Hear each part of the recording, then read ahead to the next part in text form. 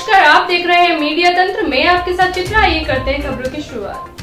हम लोग अभी तो मिले थे। अच्छा, आप लोग नहीं थे। जो पिछले 1.5 साल से पूरा विश्व इस वैश्विक महामारी से जूझ रहा है और भारत में भी ये दूसरी लहर का सामना पूरे 130 करोड़ भारतवासियों ने एक अनुशासन के साथ और एक सावधानी के साथ सामना किया है।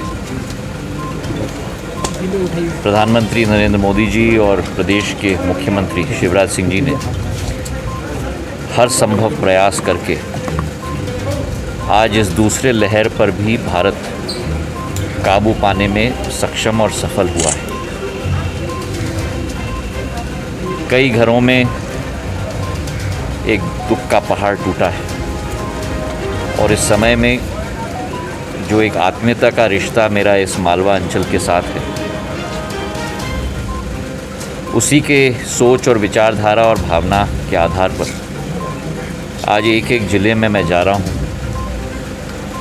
जहाँ संकट है, जहाँ दुख है, उस दुख को बांटने की हम लोग कोशिश कर रहे हैं और सच्ची श्रद्धांजलि उन दिवंगत आत्माओं को देकर ढाढ़स बढ़ाने की हमारी कोशिश है।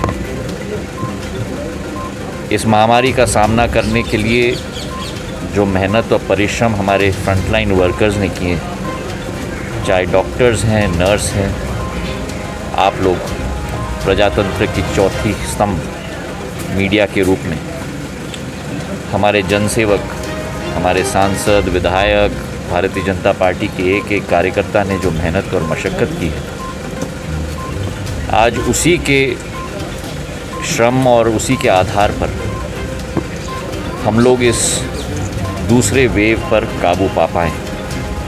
पर आज भी सावधानी बरतने की ज़रूरत है। मास्क पहनना, टीकाकरण अभियान पूर्ण रूप से लागू करना एक एक गांव में, एक एक शहर में, ये हमें अपनी जिम्मेदारी नहीं, लेकिन ये हमें अपना धर्म मानना होगा। और उस तारतम्य में भी मध्य प्रदेश ने जो कीर्तिमान स्थापित की है, 21 जून को जब पूरे देश में टीकाकरण का अभियान चल रहा था, राष्ट्रीय योग दिवस और भारत टीकाकरण दिवस दोनों का एक संयोग उस दिन हुआ था, एक संगम हुआ था। और उस 8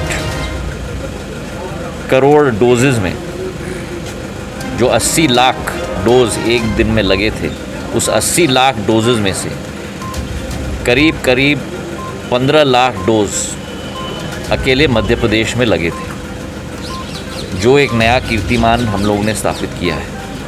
हर दिवस हमारा यही लक्ष्य है कि जल्द से जल्द वैक्सीन लगे, ज़्यादा से ज़्यादा लोगों को वैक्सीन लगे। और मुझे इस बात की भी थोड़ी राहत है और खुशी भी है।